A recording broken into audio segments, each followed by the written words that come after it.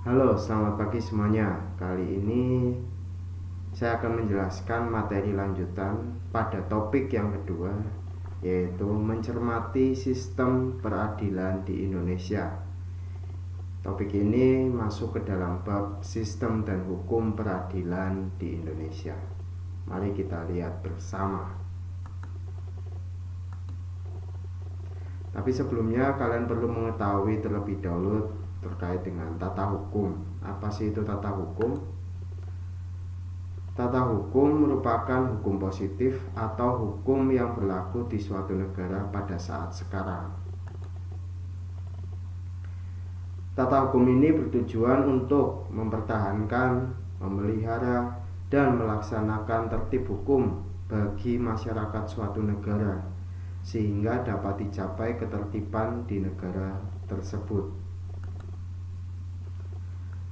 Tata hukum Indonesia itu merupakan keseluruhan peraturan hukum yang diciptakan oleh negara dan berlaku bagi seluruh masyarakat Indonesia yang berpedoman pada Undang-Undang Dasar Negara Republik Indonesia tahun 1945.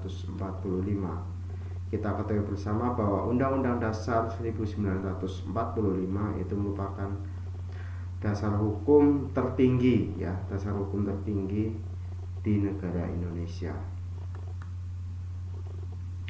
Pelaksanaan tata hukum tersebut dapat dipaksakan oleh alat-alat negara yang diberi kekuasaan.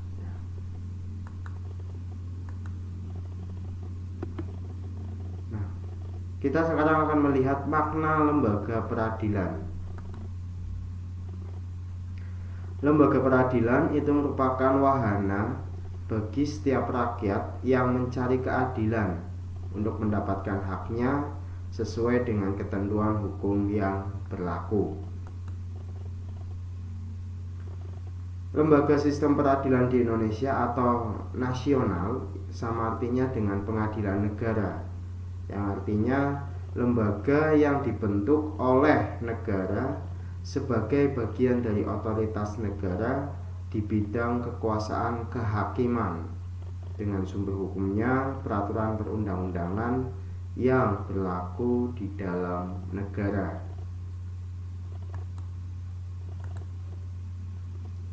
Kita akan melihat perbedaan peradilan dan pengadilan.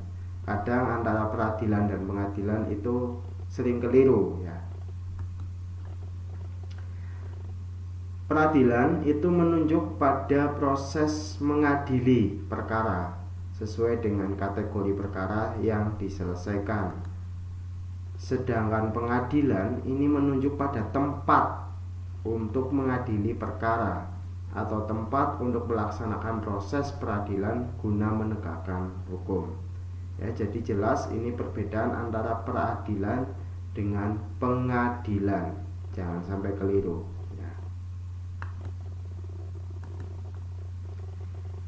Dasar hukum lembaga peradilan. Yang pertama jelas yaitu Pancasila, terutama di sila kelima yang berbunyi keadilan sosial bagi seluruh rakyat Indonesia. Kemudian Undang-Undang Dasar 1945 pada bab 9 pasal 24. Di ayat kedua, di situ berbunyi kekuasaan kehakiman dilakukan oleh sebuah Mahkamah Agung dan badan peradilan yang berada di bawahnya dalam lingkungan peradilan umum, lingkungan peradilan agama, lingkungan peradilan militer, lingkungan peradilan tata usaha negara, dan oleh sebuah mahkamah konstitusi. Lanjutannya ayat 3, badan-badan lain yang fungsinya berkaitan dengan kekuasaan kehakiman diatur lebih lanjut di dalam undang-undang. Ini merupakan dasar hukum lembaga peradilan,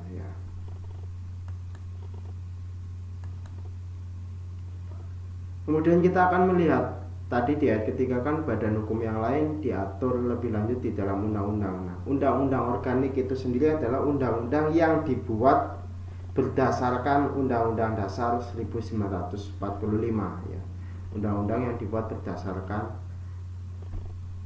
Undang-Undang Dasar 1945. Ada apa saja? Yang pertama, Undang-Undang Nomor 3 Tahun 1997 tentang Pengadilan Anak. Kemudian ada Undang-Undang Nomor 31 Tahun 1997 tentang Peradilan Militer. Kemudian ada Undang-Undang Nomor 26 Tahun 2000 tentang Pengadilan HAM. Undang-Undang Nomor 14 Tahun 2002 tentang Pengadilan Pajak. Undang-Undang Nomor 8 Tahun 2011 tentang perubahan atas Undang-Undang Nomor 24 Tahun 2003 tentang Mahkamah Konstitusi. Dan terakhir ada Undang-Undang Nomor 3 Tahun 2009 tentang perubahan atas Undang-Undang Nomor 14 Tahun 1985 tentang Mahkamah Agung. Ya, ini undang-undang organik yang dibuat berdasarkan Undang-Undang Dasar 45. Klasifikasi lembaga peradilan menurut Undang-Undang Nomor 48 Tahun 2009. Di bawah naungan Mahkamah Agung, yang pertama ada Mahkamah Agung ini sendiri merupakan lembaga peradilan tertinggi di Indonesia, ya, lembaga peradilan tertinggi di Indonesia. Di bawahnya ada peradilan umum. Nah, peradilan umum ini meliputi pengadilan negeri yang kedudukan atau tempatnya berada di kota atau kabupaten, dan pengadilan tinggi yang kedudukan atau tempatnya berada di provinsi. Kemudian ada peradilan agama, meliputi pengadilan agama dan pengadilan tinggi agama. Sama, pengadilan agama kedudukan dan tempatnya berada di tingkat kota atau kabupaten, sedangkan pengadilan tinggi agama tingkat kedudukannya berada di provinsi. Kemudian yang ketiga ada peradilan militer. Peradilan militer ini meliputi pengadilan militer, pengadilan militer tinggi, pengadilan militer utama, dan pengadilan militer pertempuran. Pengadilan militer ini mengadili prajurit TNI dengan jabatan kapten ke bawah, sedangkan pengadilan militer tinggi ini mengadili prajurit TNI dengan jabatan mayor ke atas. Nah, untuk pengadilan militer utama itu merupakan pengadilan banding, ya, tingkat banding. Dan pengadilan militer pertempuran ini pengadilan militer yang berada di tempat sengketa pertempuran itu. Kemudian dan terakhir ada peradilan tata usaha negara. Ini meliputi pengadilan tata usaha negara dan pengadilan tinggi tata usaha negara. Ini merupakan klasifikasi lembaga peradilan menurut Undang-Undang Nomor 48 Tahun 2009. Nah, terkait hal itu kalian juga perlu mengetahui perangkat lembaga peradilan, artinya alat-alat kelengkapan dalam sebuah proses peradilan itu sendiri.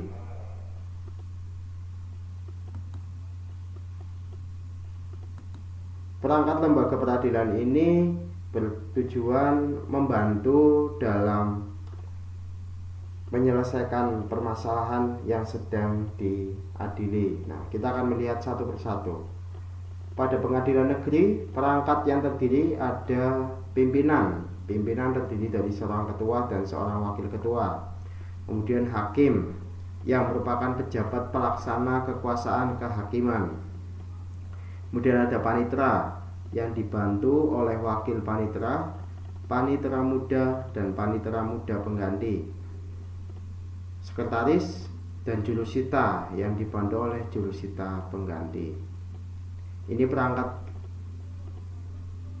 peradilan pada pengadilan negeri.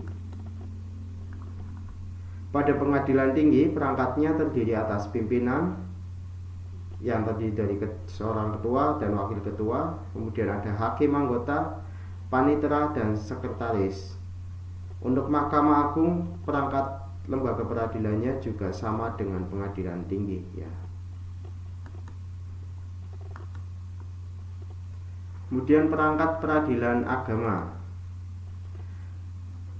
Pengadilan agama perangkatnya terdiri atas pimpinan, di dalamnya ada ketua dan wakil ketua, hakim anggota, panitera, sekretaris, dan jurusita. Pada pengadilan tinggi agama, perangkatnya terdiri atas pimpinan, hakim anggota, panitera, dan sekretaris. Perangkat peradilan militer. Dalam peradilan militer itu dikenal adanya auditorat, yaitu badan di lingkungan TNI yang melakukan kekuasaan pemerintahan negara di bidang penuntutan dan penyidikan berdasarkan pelimpahan dari Panglima TNI. Auditorat terdiri atas auditorat militer, auditorat militer tinggi, auditorat jenderal, dan auditorat militer pertempuran. Auditorat militer ini pada pengadilan militer ya, yang nantinya akan mengadili prajurit TNI dengan jabatan kapten ke bawah. Kemudian ada auditorat militer tinggi. Ini pada pengadilan militer tinggi yang mengadili anggota TNI dengan jabatan mayor ke atas. Sedangkan auditorat jenderal ini terdapat pada pengadilan militer utama sebagai tingkat banding ya. Dan ada auditorat militer pertempuran. Kemudian perangkat peradilan tata usaha negara. Perangkat pengadilan tata usaha negara itu terdiri atas pimpinan, hakim anggota, panitera, sekretaris, dan jurusita. Pada pengadilan tinggi tata usaha negara terdiri atas pimpinan, hakim anggota, panitera, dan sekretaris. Itu merupakan perangkat peradilan atau alat-alat kelengkapan yang ada di lembaga peradilan kita ya. Kita akan melihat perangkat peradilan Mahkamah Konstitusi. Perangkat peradilan pada Mahkamah Konstitusi itu terdiri dari Sekretariat Jenderal, Kepaniteraan, dan Hakim Konstitusi. Terkait dengan Hakim Konstitusi, pada Mahkamah Konstitusi itu sendiri berjumlah 9 orang yang diajukan masing-masing 3 oleh DPR, Presiden, dan Mahkamah Agung yang nantinya akan ditetapkan dengan keputusan Presiden, Kepres ya. Ini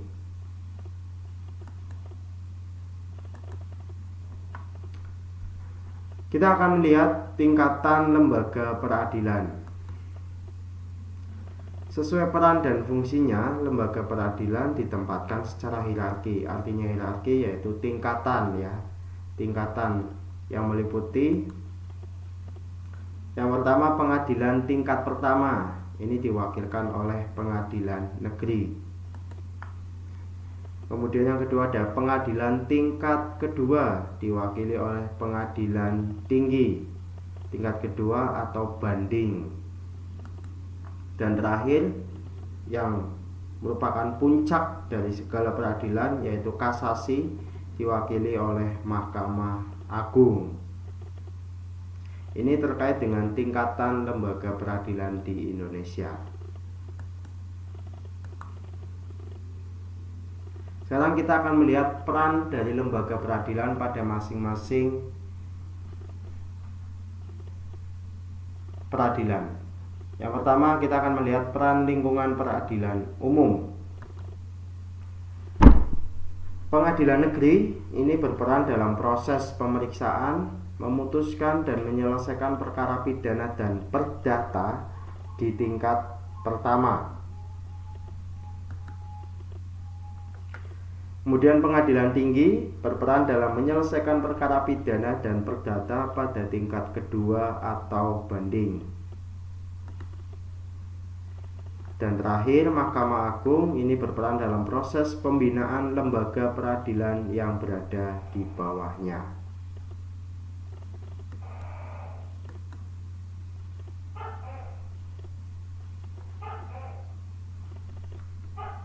Peran lingkungan peradilan agama. Pengadilan agama bertugas dan berwenang memeriksa, memutus, dan menyelesaikan perkara di tingkat pertama antara orang-orang yang beragama Islam di bidang perkawinan, waris, wasiat, hibah, wakaf, zakat, infak, sedekah, dan ekonomi syariah.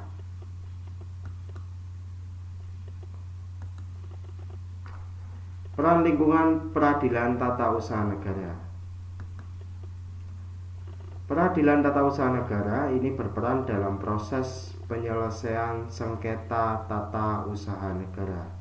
Yang dimaksud sengketa itu sendiri adalah sengketa tata usaha negara ini merupakan sengketa yang timbul dalam bidang tata usaha negara antara orang atau badan hukum perdata dengan badan atau pejabat tata usaha negara, baik di tingkat pusat maupun di tingkat daerah. Dalam peradilan tata usaha negara ini juga mengadili terkait dengan status kepegawaian, ya, status kepegawaian. Jika ada permasalahan, ada ASN, aparatur sipil negara, ya nanti akan diproses di peradilan tata usaha negara ini.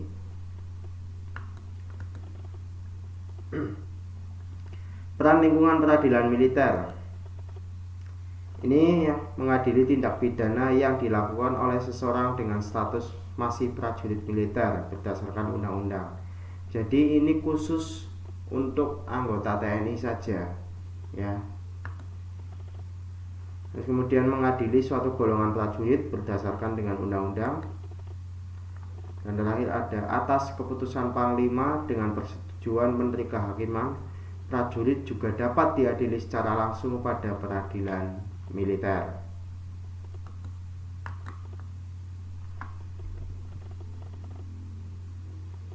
Tadi ada yang terlewatkan penjelasan dari saya terkait dengan ini.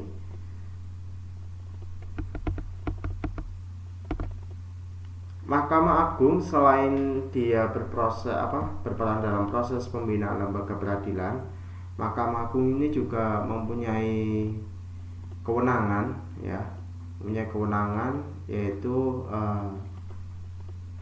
memberikan pertimbangan hukum kepada presiden,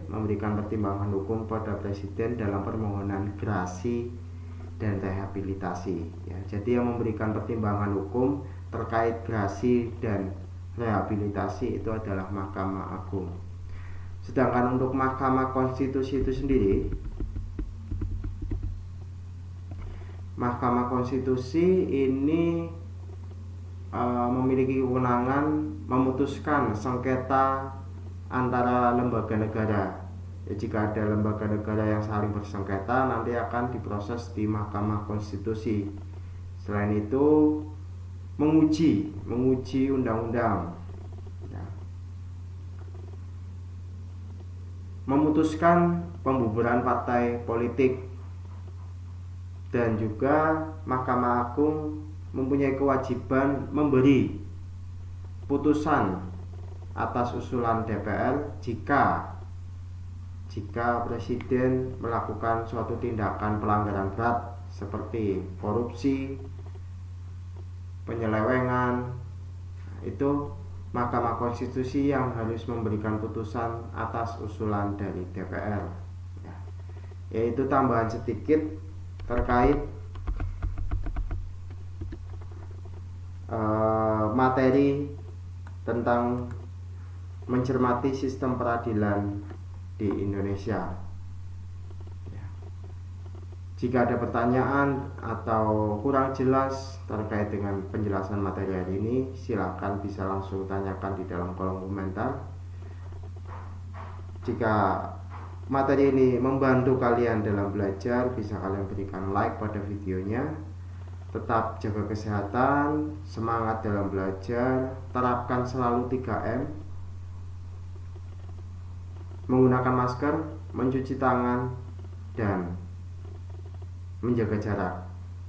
Jangan lupa juga untuk selalu berdoa supaya pandemi corona ini bisa segera berakhir. Terima kasih, selamat pagi, Tuhan memberkati.